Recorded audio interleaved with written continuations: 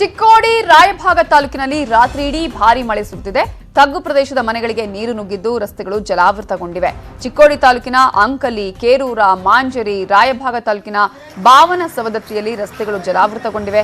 ಅಂಕಲಿ ಗ್ರಾಮದ ರಾಜ್ಯ ಹೆದ್ದಾರಿ ಮೇಲೆ ನಿಂತ ಮಳೆಯ ನೀರಿನಿಂದಾಗಿ ಪ್ರತಿಷ್ಠಿತ ಹೋಟೆಲ್ಗೂ ಕೂಡ ಈಗ ನೀರು ನುಗ್ಗಿದೆ. ಬಾವನ ಸವದತ್ತಿ ಗ್ರಾಮದ 20ಕ್ಕೂ ಹೆಚ್ಚು ಮನೆಗಳಿಗೆ ಮಳೆ ನೀರು ನುಗ್ಗಿ ಜನ ಪರದಾಡುವಂತಾಗಿದೆ.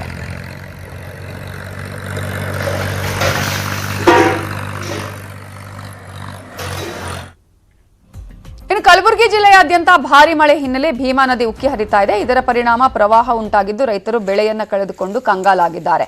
ಕಲಬುರಗಿ ತಾಲೂಕಿನ ಹಾಗರಗುಂಡಗಿ ಗ್ರಾಮದ ರೈತ ಸಿದ್ದರಾಮ ವಿಡಿಯೋ ಮಾಡಿ ಗೋಳನ್ನ ತೋಡ್ಕೊಂಡಿದ್ದಾರೆ.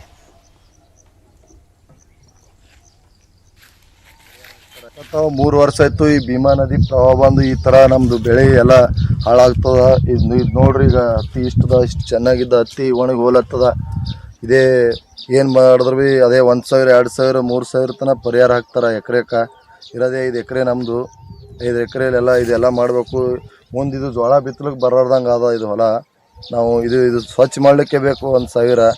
ಈ ಥರ ಪರಿಹಾರ ಹಾಕ್ತಾ ಇದ್ದಾರೆ ಸರ್ಕಾರದವರು. ಏನು ಮಾಡಿದ್ರು ಭೀ ಹೆಚ್ಚಿಗೆ ಕೊಟ್ಟರೆ ರೈತರು ಬದುಕ್ತಾರೆ, ಇಲ್ಲಕ್ಕೆ ಇದೇ ಹೊಲ್ದಾಗ